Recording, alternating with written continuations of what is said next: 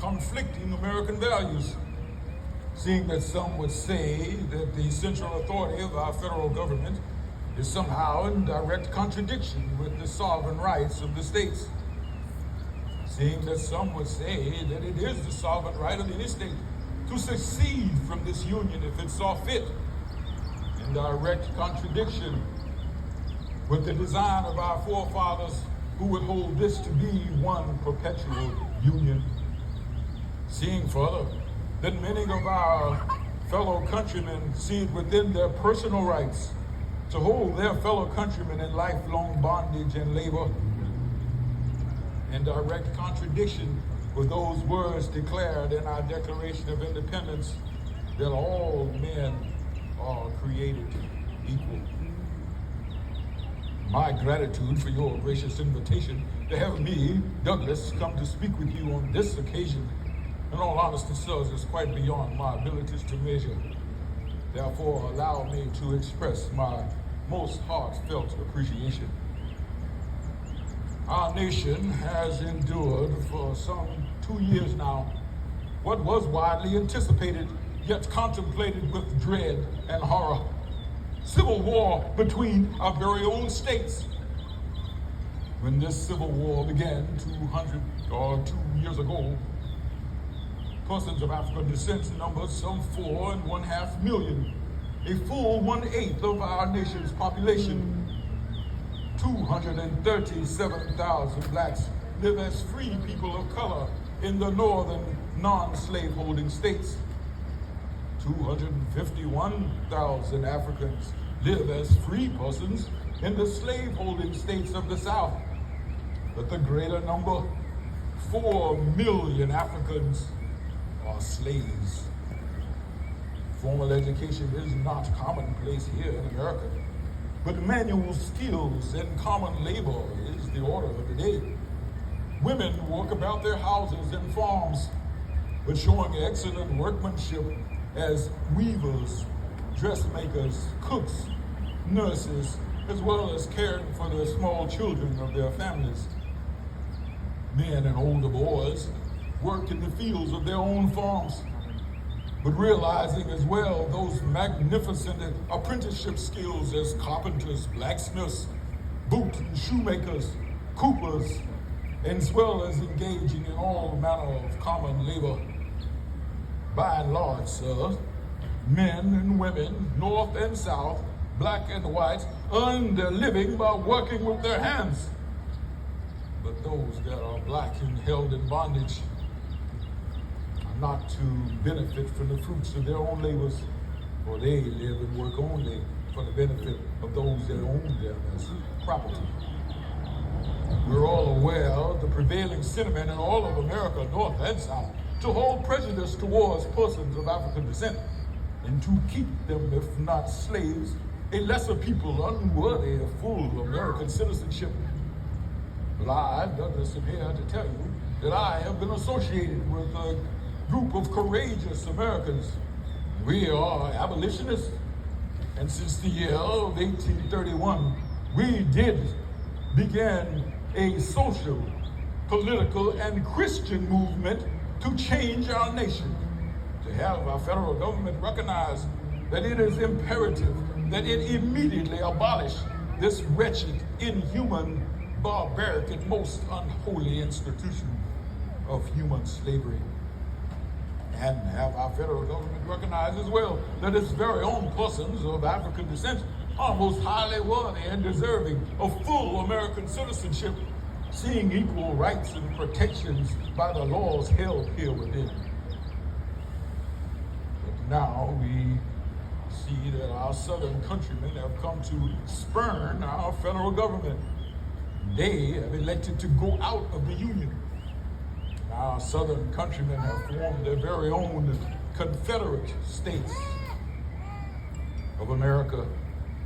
These Confederate states have brought war to the Union. War in defense of what they believe to be the sovereign rights of the states, including their right to hold their fellow countrymen in bondage.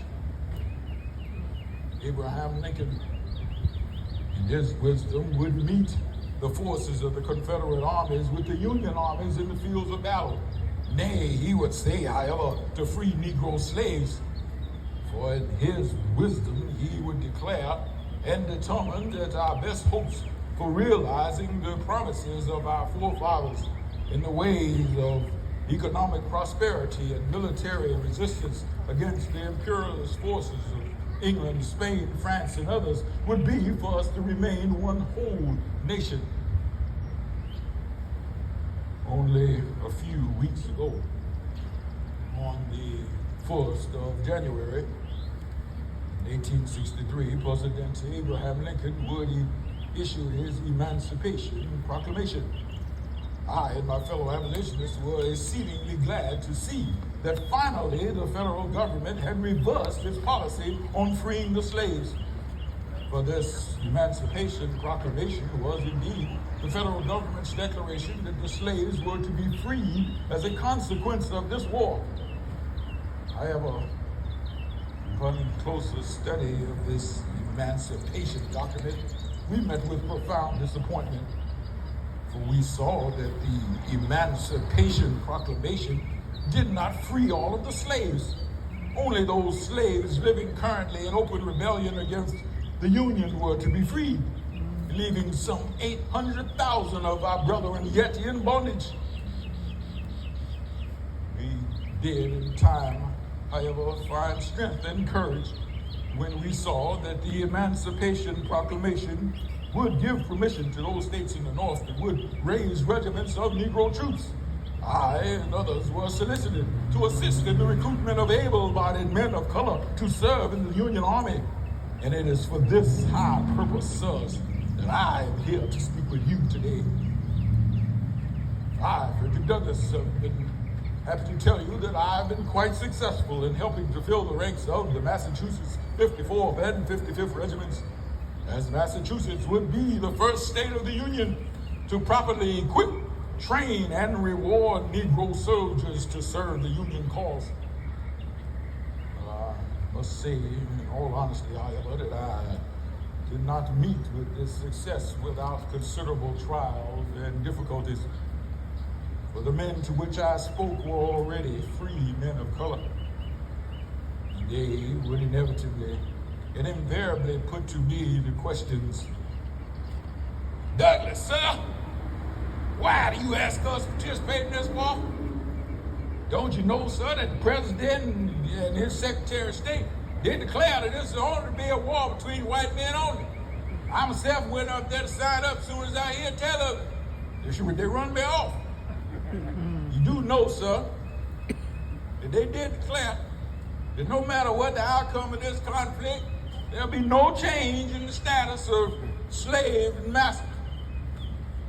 You do recall, sir, 4 years prior to the beginning of this conflict, the highest court of our nation, the Supreme Court, in the words of that fella Tainted, did declare that no person of African descent would have any rights whatsoever, could not be a citizen of the United States, holding no rights that any white man would be obligated to respect.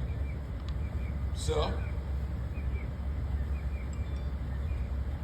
as I looked upon those that would listen, I realized that most of the men were farmers, but all manner of occupation and trades was represented among them as well, for they were carpenters and blacksmiths, shipbuilders such as myself, an artist and a teacher even among them. Realizing that I did that these men were, in all probability, the sole means of support for their own Negro families, how could I ask them to abandon their families, denying them their sole means of financial support? How could I ask these men to go off, leave their families, denying them any manner of protection that they may muster against social prejudice and hatred? Indeed, how might I ask these men to go off to war and fight, die, never to return to their families at all, or to face that cowardly edict of Jefferson Davis, who would declare upon his reading of the Emancipation Proclamation by Abraham Lincoln, he would declare before the Confederacy that no African soldier captured in the field of battle would be turned over to prisoner of war camps as customary for white soldiers.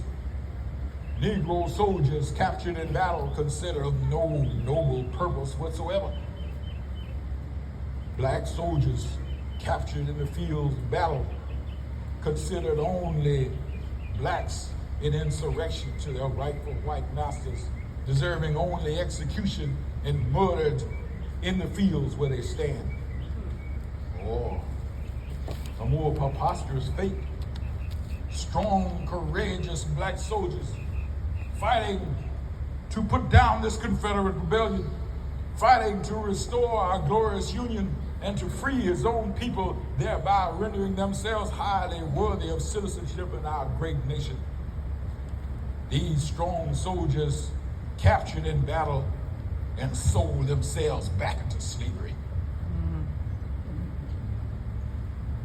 I would say to those that would listen, sirs, I know not that I possess any divine wisdom.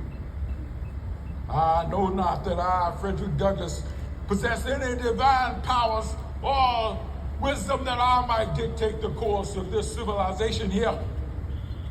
I know only the truths of my own heart and the truths of my own person. And I say to you, sirs, that I am Frederick Douglass, born to a slave woman and born to be none other than a slave, and to know not why my humanity would not be recognized. The Negro slave knows not why he's to be bound, whipped, burned, and starved into submission to another man. That Negro slave knows only is to labor in dumb anguish and know not why his misery is of no significance.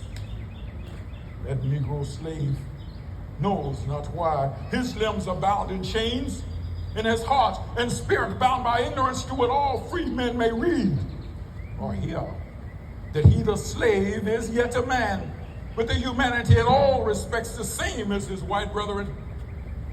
That Negro slave with his skills, his labors, his intelligence, and his very humanity, most adequate and suitable he is to support his own Negro families and kin as he finds himself presently supporting the household of his white oppressor. I, sirs, was born a slave, but now I am free, freed by my own deliberate actions as well as with the help of good white men and white women of conscience. And I stand before you now, an abolitionist and a recruiter for Negro men to serve in the Union Army. For I fervently believe the black man should serve the Union cause to put down this Confederate rebellion, restore our glorious Union, abolish this wretched institution of human slavery. For nevermore shall the crying slave child see their mother for the last time screaming as her pleading hands are viciously pulled away from her child. She's to be sold off to a faraway master. She turns to see her child sold yet to another. Nevermore should the pitiful runaway slave buck endure horrible humiliations and tortures, even unto death, for being caught running away, for being caught seeking only his freedom, for being caught seeking only his humanity. I say no war here, but an abolition war. No peace, but an abolition peace. Liberty for all men, change for none. The black man a soldier in war, as we find him here now, a laborer in peace, a voter throughout the North and all across the South. For all America shall be our permanent home. Thereby, all Americans, our fellow countrymen. This is my idea for the purpose of this great civil war. I, Frederick Douglass, penned the words that appear on the recruitment posters throughout the Union armies, throughout the Union Northern territories. Men of color, to arms, now or never.